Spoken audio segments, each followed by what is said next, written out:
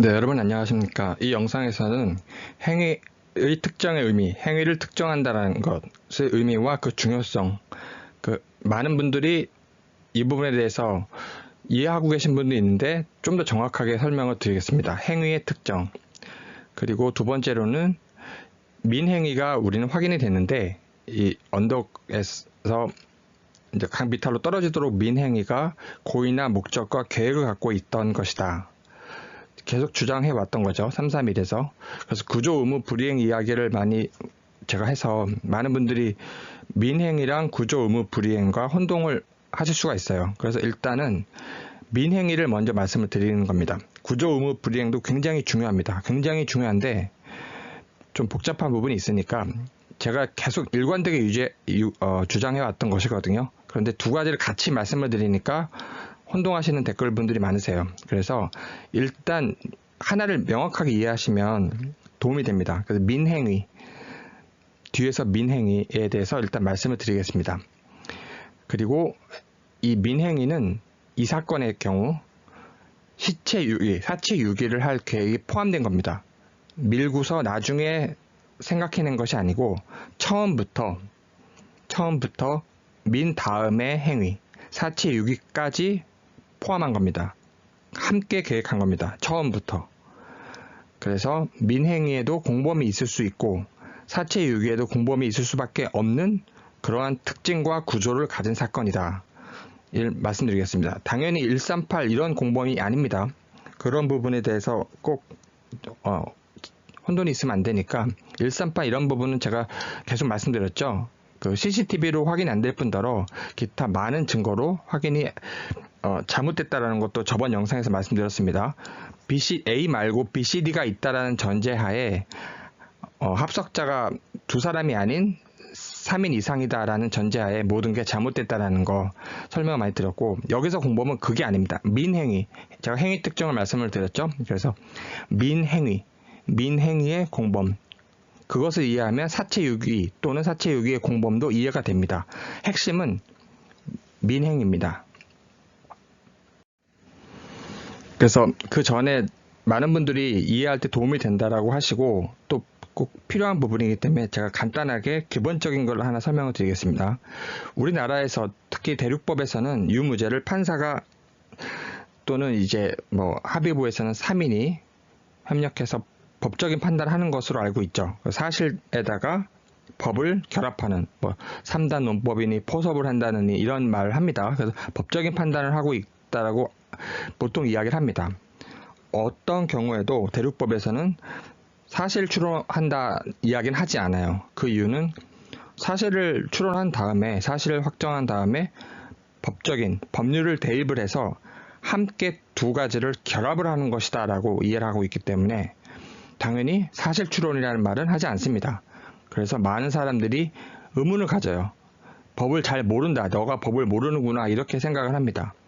다행히 이번 사건에서 추론이라는 의미가 좀 많이 국민들한테 퍼지고 이런 것은 굉장히 좋습니다. 추론이라는 표현을 안 하시는 분도 되게 많았어요. 예전에. 판사들도 유추랑 추론을 구분을 못해요. 판결문에 추론이라고 써야 되는데 유추라고 쓰는 경우가 굉장히 많습니다. 저도 많이 겪었고, 왜냐하면 사실 추론이 대륙법에서는 발달이 되지 않았어요. 철학이든 과학이든 어디서든 논리에서도 사실 추론이 가장 약한 게 대륙법입니다. 우리나라, 일본 포함해서 사실에 굉장히 약하다. 그 사실이 약하다는 이야기는 사실 추론도 약하다. 그래서 이번 사건을 통해서 많은 국민들이 추론이라는 거에 대해서 용어를 정확히 오히려 국민이 알고 계십니다. 판사라든가 교수들도 이 부분을 전혀 이해를 못해요. 사실 추론이 도대체 부분이긴 하지만 최종적으로는 법리를 이해해서 법적 판단하는 것인데, 사실 저도 그렇게 배웠습니다. 대학에서든 대학원에서든 로스쿨 가서든 기타 이후의 법 과정, 미국 법 과정이라든가 이런 거에 대해서 여러 가지 커리큘럼이 많거든요, 한국에. 그런 걸 굉장히 많이 들었어요. 그러니까 정식으로 지금 말씀드린 거 말고 그런 커리큘럼을 통해서든 제가 느낀 게 우리가 잘못 배웠다. 그래서 본질은 뭐냐면 유무죄는 사실을 추론하는 것입니다. 일반인이, 배심이. 그래서 이 부분 제가 계속 강조해 왔기 때문에 일단 이렇구나 할 정도로만 이해하고 계세요. 배심이 사실을 추론하는 겁니다. 유무죄는. 그래서 이렇게 얘기하면 우리나라 판사들이라든가 교수들은 아무것도 모르면서 이렇게 얘기를 합니다. 법도 모른다라고 오히려 제가 사기꾼이라고 저를 그렇게 얘기를 할 수도 있어요. 그게 아닙니다. 유무죄는 사실을 추론하는 것입니다. 배심이. 그래서 배심이 12명 정도가 상황마다 틀려요. 민사, 형사 틀리고 행정 아니면 헌법소송 틀리고 주마다 틀리고 연방이 틀리고 이런 거를 일단 변론을 하고 기본적으로 12명이 집단 토론을 합니다. 어떤 경우에는 뭐 3일, 어떤 경우 일주일, 어떤 경우에는 20일 넘게 가고 그래서 서로 계속 중요한 것은 이거예요. 더하고 빼고 서로 약한 거는 뺍니다. 스스로. 처음에 주장하는 사람도 있죠. 12명이 서로 싸웁니다. 그래서 더하고 빼고가 항상 이루어집니다. 항상 매 순간마다. 이런 고정되지 않다라는 거를 대륙법 애들은 이해를 잘 못해요. 그래서 왜냐면 판사들이 자기네가 다 짜집기 하니까. 그래서 12명이 짜집기 하는 게 아니다. 12명이 서로 진실된 마음으로 여긴 인종도 없고 성별도 없고 나이도 없고 집단으로 여기에 관한 영화도 많이 있죠. 여러분 아시죠? 그래서 영미법의 핵심은 가장 인간이 기본적으로 집단 토론을 하고 서로 더하고 뺀다라는 거 하나를 고집하지 않습니다. 그러면 절대로 일치된 결론이 나오지가 않아요. 반드시 더하고 뺍니다. 시시각각 순간순간마다 고정되어 있지 않다라는 거 표현의 자유라는 대원리, 헌법 원리, 자연법적 원리 인간이 태어날 때부터 갖는 원리도 핵심은 뭐다? 인간은 사회적 동물이다. 반드시 2인 이상이 존재해야지 인간이라는 의미가 있습니다. 자유도 위대하지만 인간의 본질은 사회적 동물이기 때문에 자유와 그 다음에 사회적인 즉 함께감, 자유와 함께감이 같이 반드시 결합돼야 됩니다. 자유도 엄청 중요하고 함께감 그것도 엄청 중요합니다. 그 표현의 자유라는 것이 똑같은 원리로 갑니다. 시시각각 더하고 빼고 잘못된 거는 쳐내야 됩니다. 그리고 좋은 것은 사람들이 이어가고 더하고 빼고 그래서 모든 인공지능이라든가 과학도 이렇게 발전해 왔어요. 여기에 가장 취약한 게 대륙법입니다. 대륙법 사고. 대륙법이라고 제가 말씀드려서 이제 혼동할 수 있는데 정확히 얘기하면 대륙 철학. 이걸 컨티넨털이라고 얘기하거든요. 컨티넨털 필로소피라고 얘기하는데 대륙 철학이 개념만 따지다 보니까 개념 사실이 약하고 이런 토론, 집단 토론, 표현의 자유가 이렇게 계속 변화된다는 걸 이해 못해요. 개념을 얘기를 하면 개념은 변화되면 안 되잖아요. 그렇죠? 이론과 개념은. 지난 영상에서도 제가 칸트의 그 categorical rule, categorical imperative라고 말씀드렸죠. 고정된 거를 좋아합니다. 개념 따지기 때문에. 하지만 영미법, 영국이나 미국 중심으로 하는 것은 그런 걸 중요시 생각하지 않아요. 개념을 중요시 생각하지 않습니다. 우리가 경험주의라고 알고 있죠. 그런 거랑도 유사한데 이 사람들은 사실을 중요시합니다. 근데 사실 특징은 뭐다? 계속 끊임없이 경쟁을 해서 쳐내는 겁니다. 그래서 영미법에서는 윤리도 연결되거든요. 지금 제가 말씀드리는 게 단순히 법을 이야기하는 게 아닙니다. 그리고 논증 구조, 인공지능에 투입할 논증 구조가 굉장히 중요해요. 핵심입니다. 인공지능한테 데이터만 넣는다고 끝나는 게 아니에요. 그 데이터를 어떠한 구조, 어떠한 방법에 의해서 처리할지를 알려줘야 됩니다. 메커니즘을 알려줘야 되고 그 알고리즘이라는 것도 핵심이 그거예요. 우리가 알고리즘이라고 알고 있는 건 그 구조를 넣어주는 겁니다. 데이터를 너가 받으면 너가 확보하면 이걸 어떻게 처리하라는 것도 룰도 들어가 있고 그 방법과 메커니즘 그것을 알고리즘에 넣어줘야 됩니다. 그 중에 논증에 관련된 틀, 논증에 관련된 방법, 논증에 관련된 기준 이런 것이 핵심이 되기 때문에 그것을 이해해야지만 알고리즘이 데이터를 거기에 따라서 맞춰서 자기가 활용할 수 있는 거예요. 그래서 똑같이 되어 있습니다. 지금 제가 말씀드린 이 원리가 사실을 주면 배심들이 자기네가 집단적으로 블랙박스라고 얘기할 수 있거든요. 자기들이 집단 토론에서 뺄 거 빼고 그래서 고정되어 있지 않고 앞으로 나아간다는 거. 앞으로 나아간다는 게 핵심입니다. 고정되어 있는 게 절대 아니에요. 판사가 뭐 다 짜집게 해가지고 내가 판단할게 항상 그러거든요. 우리나라 판사들이 자 이제 판단하면 되겠죠. 맨 끝에 하는 말이 그겁니다. 판단은 무슨 판단을 합니까 판사가. 그래서 제가 말씀드린 건 일반인, 상식 같은 상식 철학, 상식이란 굉장히 중요합니다. 결국 인간은 서로 의견이 틀리기 때문에 네 종교, 내 종교, 네 우주관, 내 우주관 틀리기 때문에 반드시 타협을 해야 되고 합의를 봐야 되는데 그렇다고 잘못된 걸로 갈 수는 없잖아요. 그래서 끊임없이 토론하고 쳐내는 거, 앞으로 나아가는 거, 고정되어 있는 거 싫어합니다. 그래서 우리나라에서 짜집기 한다라는 거는 많이 알고 계신데, 훌륭한 판사 많지 않냐? 네, 많습니다. 훌륭한 판사 많고, 훌륭한 판결도 많지 않냐? 네, 많습니다. 그래서 국민들이 볼 거는 훌륭하게 판단을 해요. 중요한 거는 그거 빼고 국민이 관심 안 갖거나 자기가 무시할 수 있거나 찍어 누를 수 있는 거는 그냥 개판으로 판단하는 거죠. 판결 이유도 없고, 판결 이유도 모순되고, 그냥 이거 아닌데 해외 법을 잘못 들어왔는데 그렇게 해외 것도 잘못 인용하고 마음껏 판단을 합니다. 짜집기 해서. 이건 제가 하는 얘기가 아니고 이러한 비판이 굉장히 많고 연재도 하는 변호사도 있고 그냥 이거는 저도 그렇게 잘못 배웠었어요. 미국 가가지고 많이 깨달았죠. 완전히 잘못돼 있다. 독일과 이탈리아 아니면 독일, 이탈리아, 스페인, 그 다음에 독일 중심, 그 다음에 일본, 여기서 우리나라가 많이 왔는데 독일과 일본 자체가 전체주의, 군국주의였어요. 그냥 다 썩은 거예요. 처음부터 끝까지, 위에서부터 아래까지 전부 썩은 관료주의, 공무원주의, 그냥 굽신굽신. 절대 여기서는 진실이 나올 수가 없습니다. 밑에 사람, 일반인들, 배심이 판단하는 겁니다. 위에서 판사가 위의 권력에 따라서, 왕에 따라서, 왕족에 따라서, 대법원에 따라서 판단하는 거는 잘못된 거예요.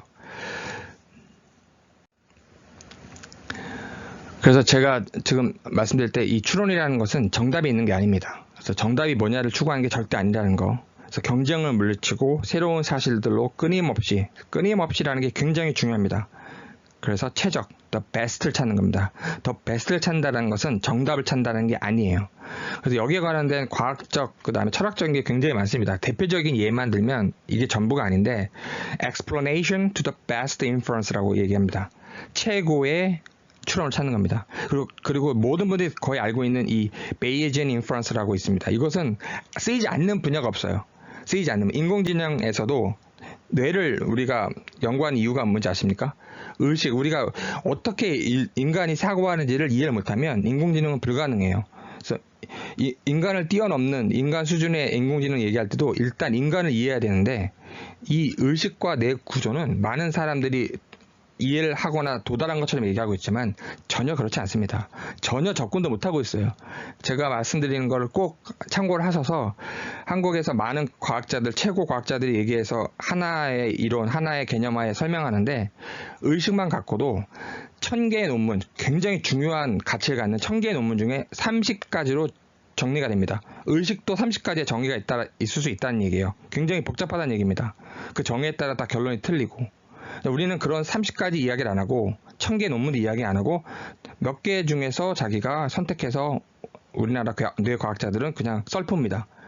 그렇게 하지 않고 30개나 있다는 것은 의식의 의미가 그것도 굉장히 추리고 해서 모든 사람들이 다 충격받을 정도로 연구를 한 그런 사람들이 30개를 가지고 논의해도 답이 안 나오는 겁니다. 그래서 제가 그냥 말하는 게 아니고 최고의 학자들이라고 한 논문들을 다 보는 거예요. 그 사람들이 그래서 제가 말씀드리는 것은 추론이라는 것은 우리가 많은 분들이 지금 추론을 하고 있기 때문에 끊임없이 수정되고 새로운 사실을 통해서 수정해야 된다. 새로운 사실이 꼭 들어와야 된다. 그래서 근데 이 사건, 정민 사건은 그렇게 따지면 계속 변해가고 결론이 안 나오잖아요. 근데 이 사건이 331을 제가 주장한 이유는 결론이 나올 수밖에 없게 사실이 확인됐습니다. 어떤 부분은, 핵심 부분은. 그 핵심 부분을 일단 우리가 정리를 하고 들어가야 되고 핵심을 정리했다는 이야기가 모든 관련된 쟁점을 풀었다는 이야기가 아니에요. 모든 관련된 쟁점은 풀 수가 없습니다. 정말로 많은 분들이 이제 여기에 대해서 혼란을 느끼세요. 모든 걸 다 설명해야 되는 게 아닙니다. 핵심을 설명할 수 있느냐, 그걸 보는 건데, 핵심을 설명했다면, 일단 거기서 출발할 수 있고, 거기로 우리는 수사할 수 있고, 기소할 수 있고, 들어갈 수 있는데, 핵심에서도 행위 특정을 못했다. 그러면 이 사건은 이렇게 국민 관심을 끌지도 못했어요. 핵심에서는 추론이 가능했기 때문에 많은 국민들이 조금씩 앞으로 나아갈 수 있는 겁니다. 그래서 그 점, 모든 걸 설명해야 되는 것이 아니라는 거. 그래서 1심에서 배심에서 12명이 유무죄를 사실 추론한다고 말씀드렸죠. 유무죄가 사실 추론이다. 이 사실 추론을 한 다음에 2, 3심은 거의 존중합니다. 그런데 개입하는 경우가 있을 수가 있어요. 굉장히 궁금하시죠? 그 2심은 어떤 경우에 개입하느냐? 우리나라도 이런 거를 지금 거의 그대로 수입을 해서 이런 식으로, 이런 원리로 가고 있는데, 개입을 하는 경우는 뭐냐면 증거. 판사는 어떤 역할을 하냐면 1심에서 증거들을 거릅니다. 이게 판사의 역할이에요. 배심은 거기에 개입하지 않습니다. 판사들이 증거들을 걸러서 배심한테 주는 겁니다. 그런데 그 증거를 잘못 걸렀을 경우에 넣을 걸 뺀다든가 빼야 될 걸 넣을 경우, 이럴 경우에 2심이 개입을 합니다. 그런데 2심이 개입하는 것은 절대로 배심이 낸 결론은 건들지 않습니다. 추론은 건들지 않습니다. 우리나라처럼 짜집기 하고 이 증거 짜집기 해서 막 짜집기 한 다음에 막 하는 게 아니고 절대 그렇게 하지 않습니다. 2심이 개입을 하지 않는 경우가 95%고 2심이 개입을 하더라도 그 결론은 건드리지 않습니다. 절대로 배심들의 결론은 건드리지 않습니다. 어떤 걸 다룬 다음에 파기시키냐면, 아니면 다시 내려보내냐면, 리트라이얼, 다시 재판하러 하냐면, 증거, 결론이 아닌 그 과정 속에서 증거가 넣을 걸 뺀다든가 빼야 될 걸 넣을 경우, 그 이유로 하는 거지 우리나라처럼 결론을 건드리는 게 아닙니다. 꼭 기억을 해주세요. 왜냐하면 사실 추론은 결론이 바뀔 수가 없어요. 수많은 10개, 100개, 1000개의 작은 사실들이 모여서 하나의 결론이 나온 거기 때문에, 100개의 전제들이 모여서 하나의 결론이 나온 거기 때문에 판사가 그걸 마음대로 건드리지 못해요. 추론이라는 게 얼마나 위대한지 아시겠죠, 여러분? 옳은 추론이라고 하는 것은 100개의 전제가 쫙 일치되게 모순 없게 쫙 씁니다. 한 번에 쫙 서서 직선이 되고 그 다음에 결론이 나오는 겁니다. 이렇게 어렵게 나온 결론을 판사가 건들지 않습니다. 그럼 왜 파기하냐? 증거를 더 고려했어야 된다. 이런 이유입니다. 그리고 하나의 되게 재밌는, 되게 미국 역사에 중요한 그 사례가 하나 있었는데, 스칼리아라고 미국 연방 대법관이 있습니다. 굉장히 유명해요. 굉장히 독특하신 분인데, 이분이 관련된 재판에 어떤 게 있었냐면, 거의 발생하지 않는 사건인데 하나가 있었습니다. 1심, 2심에 제출이 안 됐던 CCTV가 드러난 거예요. 그래서 이런 것을 심리한 적이 있습니다. 어떤 경우에 3심이 개입하는지 알겠죠? 미국 연방대법원은 사실 추론은 개입하지 않습니다. 2심도 거의 개입하지 않아요. 주 법원이든 연방법원이든 저 이론은 똑같습니다. 그래서 CCTV가 드러나서 완전히 새로운 증거, 이럴 경우에 3심이 다룬 적이 있습니다. 즉, 증거를 잘못 판단하고 넣을 걸 뺐다, 뺄 걸 넣었다 하는 거는 3심까지 갈 수 있는 것이다, 아니다? 이론적으로는 갈 수 있는 겁니다. 근데 우리나라 대법원에서 증거 판단을 잘못한 거는 3심으로 보낸다, 안 보낸다? 안 받아주죠. 원칙은 뭐다? 증거법적 법리를 잘못 적용한 거, 넣을 걸 뺀다든가 뺀 걸 넣은 거는 원칙적으로는, 이론적으로는 대법원 갈 수 있는 겁니다. 근데 그런 걸 거의 인정하지 않는 거고, CCTV 사건에서는 이건 고려했어야 된다. 증거 문제고 사실 문제인데도 3심이 개입했습니다. 이렇게 증거법적 문제도 이론은 대법원 갈 수 있는 거예요. 근데 우리나라 대법원 어떻게 판단한다? 사실 추론은 2심의 전권이므로, 이런 말 엄청 많이 쓰죠, 판결문에. 사실 문제는 사실심의 전권이므로. 그게 아닙니다. 정확히 얘기하면. 증거가 중요한 게 빠졌으면 거기에 2심 전권이 될 수 없는 거고 3심이 개입을 하는 거예요. 이론적, 법리적으로 우리나라 대법관들이 잘못 알고 있는 겁니다. 사건이 너무 많으니까. 그래서 제가 케이스 스터디를 말씀드릴게요. 이번 영상은 여러 가지를 쭉 한번 보시라는 이야기지, 예전처럼 제가 요점만 말씀드리고 있는 게 아니기 때문에, 그래서 쭉 시간 나시는 분만 쭉 한번 보세요. 그러면 도움이 많이 될 거라고 생각해서 중요한 사례라든가 중요한 원리들만 제가 설명을 드리고 있고, 어떻게 그러면 이 미국에선 또 이걸 이용한 인공지능에서는 어떻게, 논증을 어떻게, 사실을 어떻게 우리가 발달시키고 있는지, 로봇을 어떻게 만들고 있는지. 미국 연방정부랑 피고인들이 싸웠습니다. 마약을 운영하는 남미 사람들이었는데 친족들이 전부 마약 공장 운영을 해요. 여기를 미국 연방정부가 법 집행기관들이 연합을 해가지고 팀을 만듭니다. 그래가지고 공격을 해요. 그랬는데 피고인들이 이제 엄청난 변호사를 선임을 해가지고 로펌을 싸우는 겁니다. 근데 핵심은 뭐죠? 아까 말씀드렸죠. 추론은 배심이 한 결론은 아무도 건들지 않습니다. 나름대로 전제가 많고 결론이 나온 거기 때문에.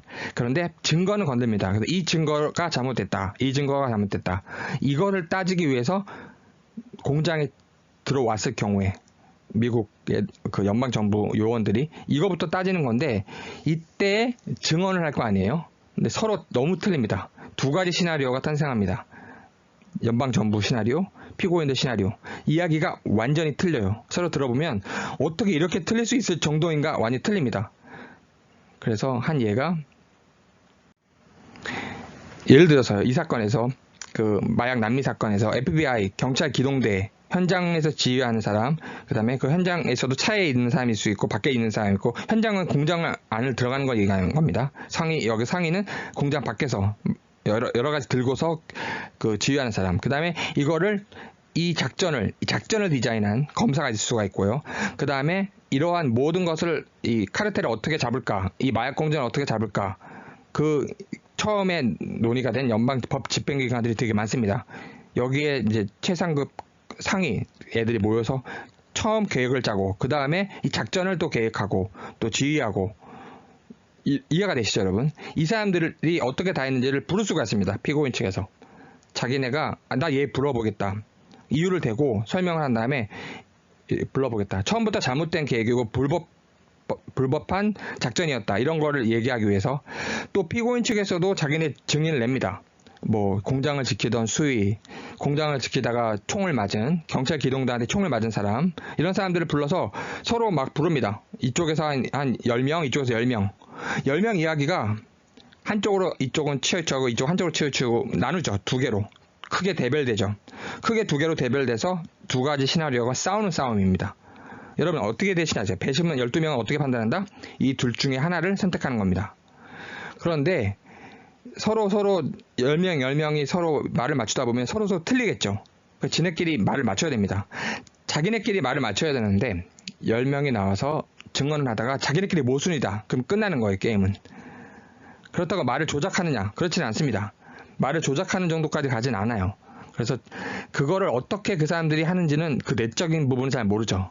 다만 법정에 나와서 얘기할 때 10명이 일치합니다. 저는 FBI고요. 저는 경찰 총을 들고 들어갔고 누굴 쐈고 제가 현장 지휘했던 사람이고 제가 이 작전을 디자인한 검사인데 이렇게 해서 우리는 첩보가 있었고 이렇게 해가지고 증거가 있었고 이런 얘기를 다 하는 겁니다. 일치시키는 겁니다.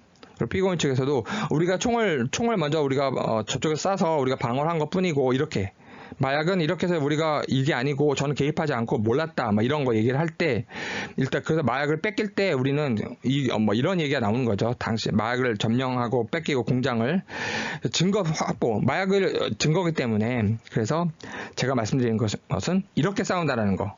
지금 우리나라도 이렇게 싸우고 있죠. 그래서 우리는 10명씩 안 받아주는데 미국은 이렇게 받아줍니다. 더 많은 사람도 받아줘요. 이유가 있어요. 왜냐하면 사실을 중요시하기 때문에 이렇게 두 가지 시나리오로 싸운다고 하는 것. 꼭 기억을 해주세요. 이런 식으로 싸우는구나. 우리나라에서도 지금 최근에 조국 정경심 재판이 있는데 이 이야기를 하려는 건 아니고 관련된 부분이 하나 나왔어요. 뭐냐면 CCTV 얘기가 나왔죠. 누가 어디에 참석했다. 이런 영상이 있다. 많은 분들이 아실 거예요. 그래서 그 이야기를 다 하는 게 아니라 CCTV로는 판독이 안 됩니다. 판독이 안 돼서 국가수 의견을 물었는데 국가수가 어떻게 답을 했다? 뭐뭐 할 수 있는 어떠한 사실의 가능성을 배제할 수 없다. 이런 식으로 법원의 사실 조회에 답변했는데 아무 의미가 없는 조회죠. 왜냐하면 뭐뭐 가능성을 배제할 수 없다. 이런 얘기는 어떤 경우도 쓸 수가 있습니다. 모든 건 가능성의 싸움이기 때문에. 그래서 어떠한 가능성을 배제할 수 없다. 이렇게 모호하게 하는 거는 있을 수가 없어요. 이렇게 있을 수가 없습니다. 외국에서는. 또 우리나라는 그렇게 또 조회를 했대요. 자기네들도 모르는 거예요. 그래놓고 모른다고 하면 되거나 여러 가지 증거를 제시해야 되는데 결론을 냅니다. 자기네가 판단을 해요. 어떠한 가능성은 배제할 수 없다. 다 모든 게 가능성 싸움인데 배제할 수 없는 거죠. 가능성들은. 이상한 식으로 이렇게 조회에 답을 하죠. 그래서 제가 말씀드리고 싶은 건 뭐냐면 이 경우입니다. 증인이라는 게 불러 나오잖아요. 그럼 조국도 나는 사회주의자라고 책도 쓰고 노골적으로 얘기하고 다니는데 미국에서 만약에 어떤 사람이 나는 사회주의자입니다 라고 나와서 증언을 하겠다? 그럼 배신들이 믿을까요? 배신 중심이고 12명이 사실을 추론하는 거에 있어서 그 사람의 사람됨, 이념, 이런 것도 다 판단합니다. 그래서 채택될지 아닐지를 아까 따진다고 그랬죠. 판사가. 서로 양측 변호사들이랑. 그게 만약에 채택이 됐다. 그 다음 이야기예요. 그럴 경우에 배신들은 믿을까요? 공산주의자를 증인으로 세우면 미국 사람들이 믿을까요? 굉장히 중요한 철학적 문제가 여기 들어가 있습니다. 법적 문제이지만, 즉 사회주의, 공산주의를 주장하는 거는 그럴 수 있다고 우리는 알고 있는데 미국 사람들은 이 사람들의 말을 믿을까요? 그 말은 공산주의랑 사회주의를 떠드는 사람들의 말을 믿을 수 있는 걸까요? 굉장히 중요한 제가 질문을 던진 겁니다, 여러분. 답을 하려는 건 아니고 정경심은 이해관계이기 때문에 아예 채택도 안 될 가능성이 높아요. 채택도. 12명을 혼란시킬 수 있는 증인이기 때문에 이해관계인 자기 엄마인데 무슨 말 하겠습니까? 채택이 아예 안 돼요. 우리나라는 마음껏 증언을 하게 하죠. 미국 같은 경우에는 당연히 이런 경우는 채택 안 한다. 그리고 채택을 억지로 하게끔 해도 세우질 않습니다, 법정에. 법정에 왜 안 세울까요? 엄마는. 배심들이 안 믿어요. 배심들이 얼마나 똑똑한지 아시겠죠, 여러분? 그래서 저쪽 변호사가 엄마가 나가겠다 하도 법정에 안 세웁니다. 왜? 배심들이 안 믿습니다. 그렇게 똑똑해요, 배심들이. 근데 우리나라는 떡하니 저렇게 이제 증언을 하게 하죠. 그리고 조국 같은 경우에도 뭐 조국 자체를 얘기하는 게 아닙니다. 공산주의나 사회주의가 왔을 때 우리나라는 세웠지만 미국은 어떻게 한다? 변호사들이 오히려 뺍니다. 왜? 배심들이 믿지 않습니다. 사회주의, 공산주의 떠드는 사람들 말을 믿지 않습니다. 왠지 아시겠죠, 여러분? 이게 엄청나게 중요한 문제가 여기 담겨 있는 거예요. 그 사람들은 왜 공산주의 말을 안 믿을까? 대단히 중요한 겁니다. 그리고 세 번째 사례를 말씀드리는데, 3명이 한 명을 싸우는 사건이었는데, 4사람이 되게 굉장히 비싼 외제차 타고 놀았어요. 서로 나중에 고소고발을 했는데, 스토리가 굉장히 많습니다. 어떻게 만났고, 술을 어서 먹고, 1차를 먹고, 2차를 먹고, 누가 하나하나 합류하고, 또 술 먹고, 차를 타고, 주차장에 이동하고, 차에서 음악 듣고, 차가 어디서 어디까지 가고, 놀다가, 나중에 고소고발한 거 보면은 중상해 당했다고 그래가지고 진단서 내고 4천만 원 정도 차가 파손됐다라고 그 견적서 내고 어떤 사람은 감금 당했다고 그러고 정말 어마어마한 이야기 그러니까 길이가 긴 이야기를 합니다. 그래서 판사는 다 듣죠. 일단 서로 이야기하게 합니다. 검사 측 얘기하게 하고 저쪽 변호사 측 얘기를 하게 다 합니다. 근데 판사 관심은 뭐다? 행위. 예를 들어서 수많은 그 이야기를 하더라도 중상의 부분, 어떠한 특정한 장소와 시간에 어떠한 걸로 어디를 쳤다, 이걸 보는 겁니다. 손괴도 뭐 100가지 정도 파괴됐다, 발로. 그렇게 할 게 아니고 정확하게 어느 견적서 나온 부위를 어떻게 손괴했다, 어떻게 재산적 그 가치가 산정됐다, 이런 정확한 그 손괴한 행위를 보는 겁니다. 사람을 다치게 한 중상해 한 행위, 그걸 특정을 할 수 있느냐 얘기예요. 감금도 주장하고 그러면 감금을 막 얘기하고 막 썰풀고 이게 아니고 감금이라고 하는 그 행위, 구성 요건에 해당하는 그 행위를 특정하는 얘기입니다. 다른 건 다 필요 없어요. 일단은 그 행위를 특정 못하면 이렇게 아무리 싸워도 아무 의미가 없는 겁니다. 법에서는. 윤리에서도 마찬가지입니다. 행위를 특정해야 되고 행위가 기준이고 행위에만 초집중할 필요가 있습니다. 그래서 이 사건에서는 민행위가 확인됐기 때문에 331 주장을 제가 하는 거고 331 다른 분들도 주장을 하는 겁니다. 행위가 특정이 됐기 때문에. 다른 건 그러면 뭐다? 특정이 안 됐기 때문에. 때렸어요. 친 거 같죠? 정민이 쓰러졌어요. 저번에 쓰러졌죠? 근데 왜 행위가 특정 안 됐습니까? 그 다음에 일어났잖아요. 쓰러진 게 아니잖아요. 이해되시겠죠, 여러분? 행위 특정이 안 된 겁니다. 그래서 제가 말씀드린 거는 그 때렸다는 행위가 특정된 거 아니냐. 폭력 행위라고 특정을 했는데 일어났잖아요. 쓰러진 게 아니라. 또 뛰어다니잖아요. 아니면 뛰어다니는 걸 찍고 있잖아요. 그렇기 때문에 폭력 행위가 특정이 안 된 걸로 봐서 터무니없다라고 그동안 사람들이 이야기해 온 거고, 이 민행위는 뭐다? 특정이 된다 이거죠. 그래서 다른 거 다 떠나고 이거부터 시작해도 승소할 수 있다, 이길 수 있다라고 얘기하는 게 검사가 행위가 특정이 됐다라는 얘기입니다. 다른 게 중요하지 않다는 얘기도 아니고 그렇다고 다른 걸 모든 걸 설명해야 된다는 이야기도 아닙니다. 정확하게 보셔야 돼요. 이걸 명제 분석이라고 하는데 그 핵심입니다. 아시아 사람들 대륙법이 약한 게 명제 분석이에요. 애널리틱이라고 얘기하는데 분석 철학이라는 것도 나와 있고 굉장히 중요합니다. 명제를 분석하지 않고 언어를 분석하지 않고 문장을 분석하지 않으면, 행위를 분석하지 않으면 로봇도 만들 수가 없고 인공지능도 만들 수가 없습니다. 여러분, 행위 특정, 행위 분석. 그래서 제가 방금 말씀드린 게 행위에 특정해달라. 정민사건도 행위가 특정이 됐기 때문에 여기에 초집중해서 그게 없으면 엄청난 소모가 생기는데 331이라는 특정된 경우가 있기 때문에 압도적으로 중요하다는 얘기입니다. 218 이후고 218에서 뭐가 나오던 것 중요하죠. 그걸 무시하는 게 아닙니다. 그걸 무시하는 사람 아무도 없어요, 한국에. 중요한 건 그 이후에 331이라는 게 특정이 되기 때문에 이걸로만 가도 우리가 기소할 수 있다라는 이야기를 하는 겁니다. 다른 걸 무시하자는 얘기가 아닌데 잘못 이해되고 있어요. 그래서 한번 보시겠습니다. 민행위가 특정되는 거.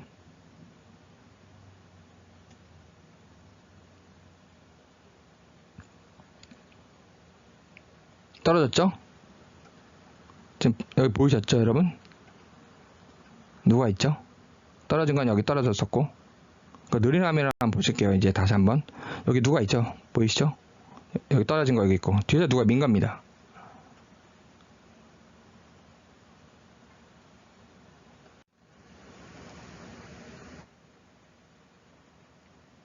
한번 되게 천천히 보시겠습니다, 여러분.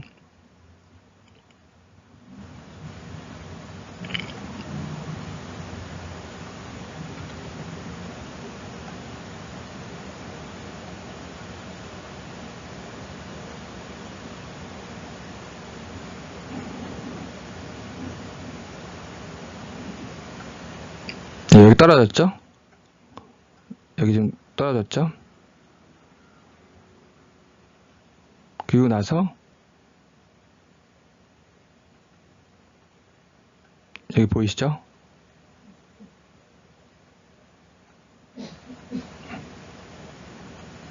예.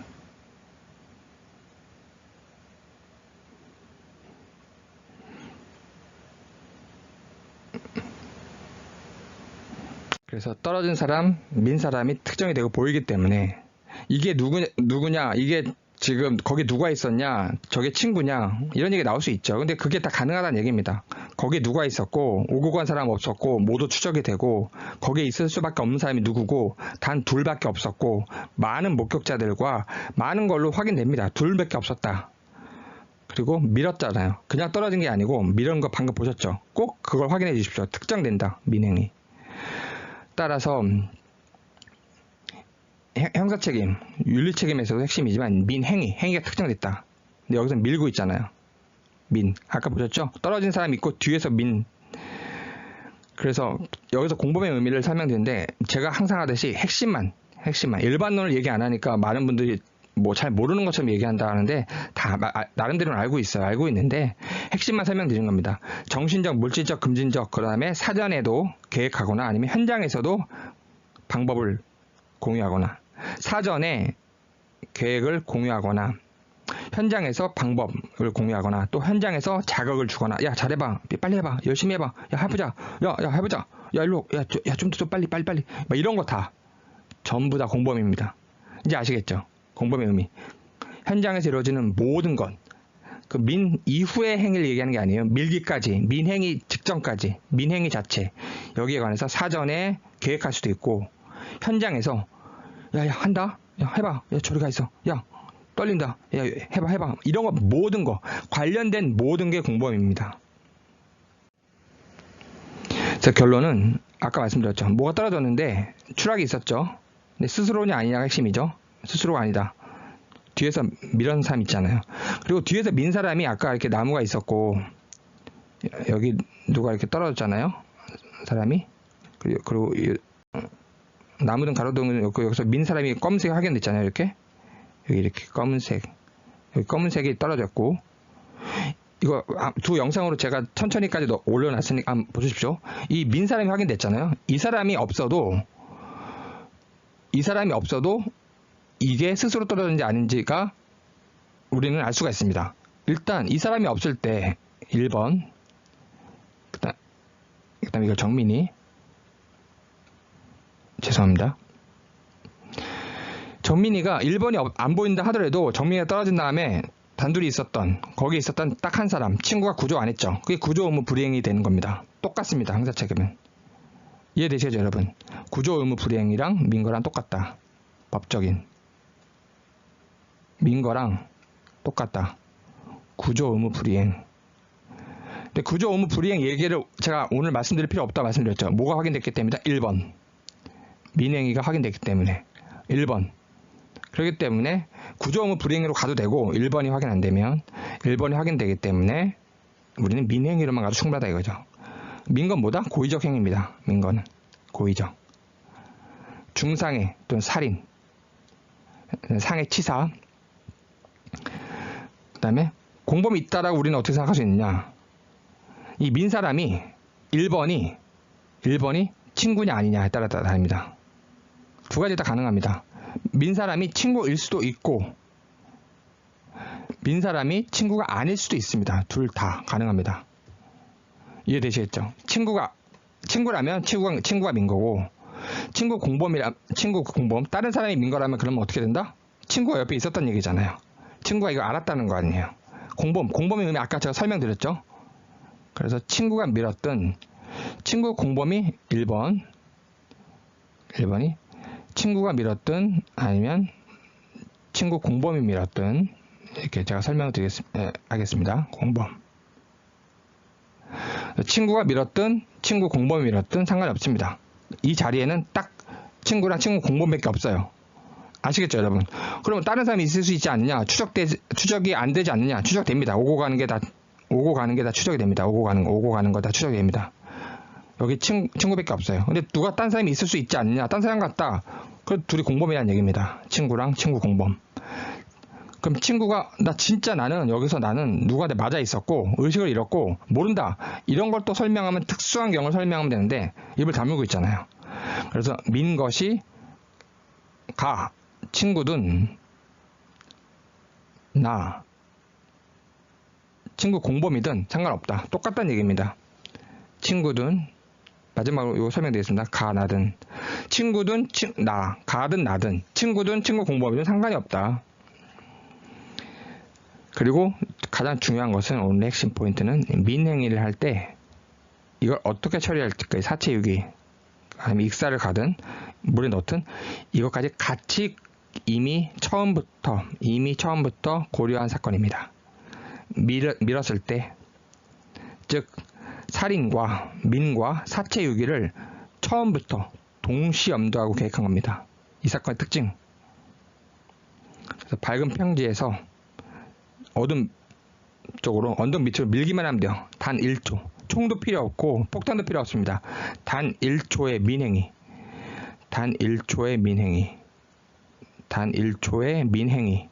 이것만 있으면 모든 게 완성이 됩니다. 사체 유기까지 어둠 속에서 하면 되거든요.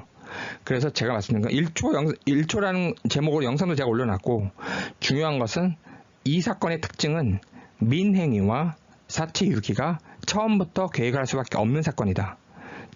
정민이가 사라졌잖아요. 밀었다. 고의적으로. 공범이든 누구든 밀었다. 이것은 사체 유기까지 고려한 겁니다. 사체 유기를 누가 했다? 친구나 친구 공범이 한 겁니다. 친구 공범 이야기하니까 138이냐 138 이런 이야기 아닙니다. 그럼 왜 공범이 있다라고 보느냐? 제가 말씀드렸죠. 마지막으로 이 민사람이 이 1번이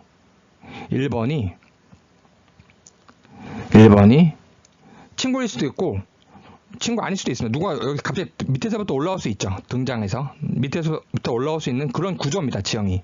누가 됐든 마찬가지라는 겁니다. 친구든 친구 공범이든. 친구가 이걸 몰랐다. 내가 얻어맞고 있었다. 이런 경우 아니면 이런 예외적 경우 아니면 친구는 여기 이 자리에 있었기 때문에 현장의 공범입니다. 친구든 아니면 누가 떨어져 있든 밑에서 올라왔든 제3자가 있든 공범. 그럼 공범이 없다. 그럼 친구죠. 친구가 민 거고. 누가 아래에서부터 올라왔다. 아니면 어떻게 뒤에서부터 왔다. 우리가 모르게 어떻게 등장했다. 그런다고 가정하더라도 친구나 친구 공범은 똑같습니다. 공범. 책임은 똑같습니다. 밀거나 구조 의무 불이행한 것도 책임은 똑같습니다. 이 점을 꼭 이해해 주세요. 네, 여러분 감사합니다.